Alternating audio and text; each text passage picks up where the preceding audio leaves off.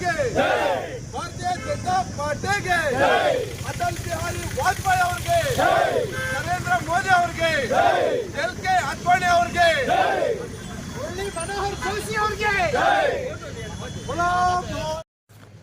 ನಮಸ್ಕಾರ ವೀಕ್ಷಕರೇ, 2026ರ ಪಂಚರಾಜ್ಯಗಳ ಚುನಾವಣಾ ಫಲಿತಾಂಶ ನಿನ್ನೆಯಷ್ಟೇ ಹೊರಬಿದ್ದಿದ್ದು ಬಿಜೆಪಿ ಪಕ್ಷದ ಪಾಲಿಗೆ ಈ ಬಾರಿಯ ಫಲಿತಾಂಶ ಮಹತ್ವದ್ದಾಗಿದ್ದು ಚಿಂತಾಮಣಿ ಬಿಜೆಪಿ ಪಕ್ಷದ ಮುಖಂಡರು ಕಾರ್ಯಕರ್ತರು ನಗರದ ತಾಲೂಕು ಕಚೇರಿ ವೃತ್ತದಲ್ಲಿ ಪಟಾಕಿ ಸಿಡಿಸಿ ಸಂಭ್ರಮಿಸಿದಲ್ಲದೆ ಸಿಹಿಯನ್ನು ಪರಸ್ಪರ ಹಂಚಿಕೊಂಡು ಖುಷಿಪಟ್ಟರು.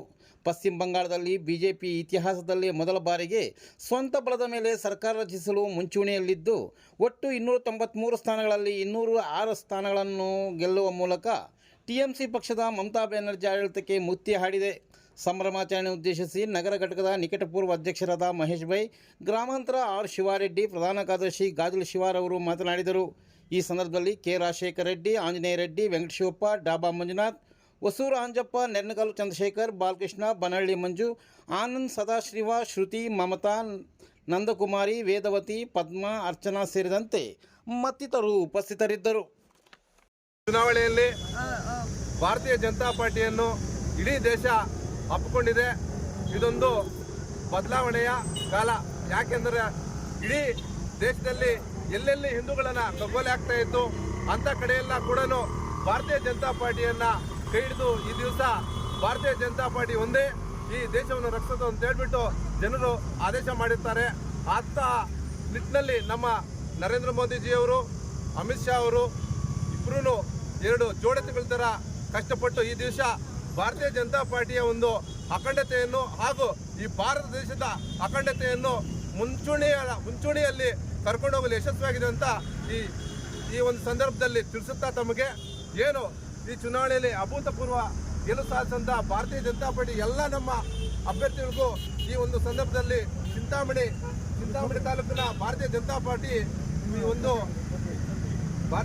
ಪಾರ್ಟಿ ಇವತ್ತು ಅವರಿಗೆ ಒಂದು ಶ್ಲಾಘನೀಯವಾದ ಒಂದು ಅಭಿನಂದನೆಗಳು ತಿಳಿಸ್ತಾ ಇದೆ. ಬಂಧುಗಳೇ, ಅಟಲ್ ಬಿಹಾರಿ ವಾಜಪೇಯಿ ಅವರಿಗೆ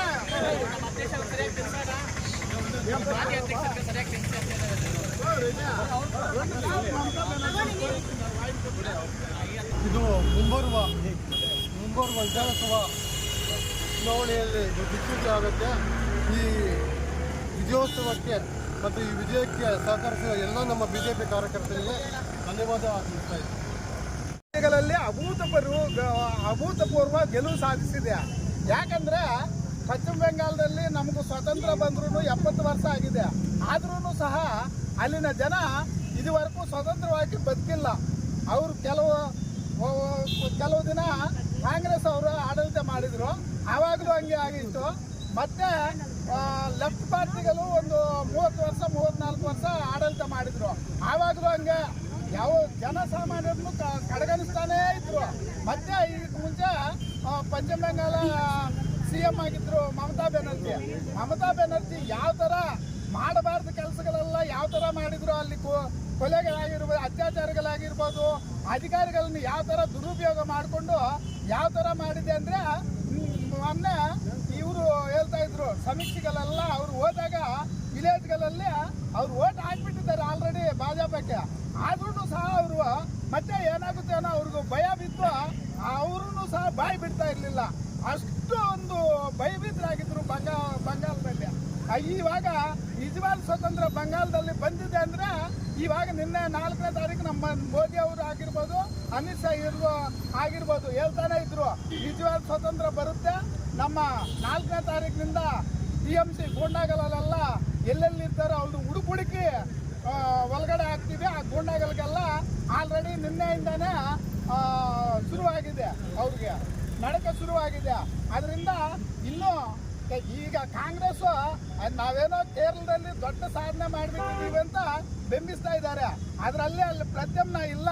ಈಗ LDF ಅವರು ಮಿತ್ರಪಕ್ಷಗಳೇ ಎಲ್ಲ. ಅವರು ಪಶ್ಚಿಮ ಬಂಗಾಳದಲ್ಲಿನೂ ಸಹ ಮಮತಾ ಬ್ಯಾನರ್ಜಿ ಅವ್ರ ಮಿತ್ರಪಕ್ಷಗಳೇ. ಇಲ್ಲಿ ಅವ್ರವ್ರಿಗೆ LDF UDF ಅಂತ ಅವ್ರು ಬಿಟ್ಟು ಇವ್ರನ್ನ ಕೊಟ್ಟಿದ್ದಾರೆ. ಅಲ್ಲಿ ನಾವು ಪ್ರಾತಿನಿಧ್ಯ ಇಲ್ಲ. ಅದಕ್ಕೋಸ್ಕರ ಅಲ್ಲೇನೋ ಒಂದು ಸ್ವಲ್ಪ ಇದು ಮಾಡಿದ್ದಾರೆ ಬಿಟ್ಟರೆ ಮಿಕ್ಕಿದ 4 ರಾಜ್ಯಗಳಲ್ಲಿ ಧೂಳಿಪಟ ಆಗಿದೆ ಕಾಂಗ್ರೆಸ್. ನಮಗೂ ಈ ಅಸ್ಸಾಮಲ್ಲಿ ನಾವು 3ನೇ ಸಲ ಹ್ಯಾಟ್ರಿಕ್ ಸಾಧನೆ ಮಾಡಿ ಈ ಪಂಚರಾಜ್ಯಗಳಲ್ಲಿನೂ ಸಹ ಅವ್ರಿಗೆ ಅಷ್ಟೇ ಸೀಟ ಬಂದಿರೋದು. ಕಾಂಗ್ರೆಸ್ 5 ರಾಜ್ಯಗಳಲ್ಲಿ ಸೇರಿ ನಮಗೂ ಅಸ್ಸಾಂನಲ್ಲಿ ಎಷ್ಟು ಸೀಟ್ ಬಂದಿದೋ ಅಷ್ಟು ಸೀಟ್ ಬಂದಿದೆ. ಅದೇ ಕಾಂಗ್ರೆಸ್ ಎಲ್ಲೂ ಇಲ್ಲ. ಮುಂದಿನ ದಿನಗಳಲ್ಲಿನೂ ಸಹ ಕರ್ನಾಟಕದಲ್ಲಿ ಇದೇ ಗದ್ದೆ. ಕಾಂಗ್ರೆಸ್ಗೆ ಎಲ್ಲರೂ ನೋಡ್ತಾ ಇದ್ದಾರೆ ಯಾವಾಗ ಅಂತ. ನಿನ್ನೆ 2 ಉಪಚುನಾವಣೆ ನಡೆದಿದೆ. ಅದೇ ಅವರು ಅನುಕಂಪ ಇತ್ತು ಅವ್ರ ಮೇಲೆ, ಆಡಳಿತ ಅವ್ರದ್ದೇ ಇತ್ತು. ಅದಕ್ಕೋಸ್ಕರ ಸ್ವಲ್ಪ ಅಧಿಕಾರ ದುರುಪಯೋಗನ ಮಾಡ್ಕೊಂಡಿದ್ದಾರೆ. ಅನುಕಂಪದಿಂದ ನಾವು 2 ಕಡೆ ಸೋತಿರ್ಬೋದು. ಆದ್ರೂ ಸಹ ಕರ್ನಾಟಕದಲ್ಲಿ ಜನ ನಮ್ಮ ಪರವಾಗಿ ದೇಶದಲ್ಲಿನ ಜನ ನರೇಂದ್ರ ಮೋದಿ ನಾಯಕತ್ವದಲ್ಲಿ ನಂಬಿಕೆ ಇಟ್ಟಿದ್ದಾರೆ. ಇನ್ನು ಮುಂದೇನೂ ಸಹ ಎಲ್ಲ ಚುನಾವಣೆಗಳಲ್ಲೂ ಸಹ ನನ್ನ MP ಎಲೆಕ್ಷನ್, ಪಾರ್ಲಿಮೆಂಟ್ ಎಲೆಕ್ಷನ್ ಆದಮೇಲೆ ಅನೇಕ ಚುನಾವಣೆಗಳು ನೀವು ನೋಡಿದ್ದೀರಿ.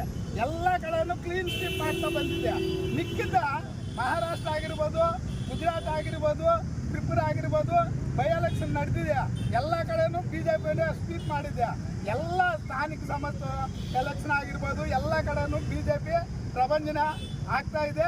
ಮುಂದೆ ದಿನಗಳಲ್ಲಿ ಕರ್ನಾಟಕದಲ್ಲಿನೂ ಸಹ ಅಲ್ಲಿ ಪಶ್ಚಿಮ ಬಂಗಾಳದಲ್ಲಿ ಏನಾಗಿದೋ ಅದೇ ರಿಸಲ್ಟು ಕರ್ನಾಟಕದಲ್ಲಿ ಭಾಜಪಕ್ಕೆ ಅನುಕೂಲವಾಗಿ ಬರುತ್ತೆ.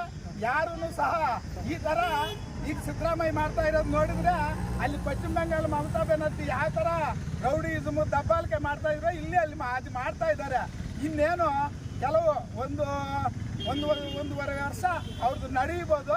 ಮತ್ತೆ ಯಾವುದೇ ಕಾರಣಕ್ಕೂ ಕರ್ನಾಟಕದಲ್ಲೂ ಸಹ ಅವ್ರದ್ದು ಆಡಳಿತಕ್ಕೆ ಬರೋದಿಲ್ಲ. ಇನ್ನು ಮುಂದೇನೂ ಸಹ ಎಲ್ಲ ರಾಜ್ಯಗಳಲ್ಲೂ BJP ಪ್ರಪಂಚನ. ನಾವು BJP ದೇಶದ ಪರವಾಗಿರ್ತೇವೆ, ಜನರ ಪರವಾಗಿರ್ತೀವಿ.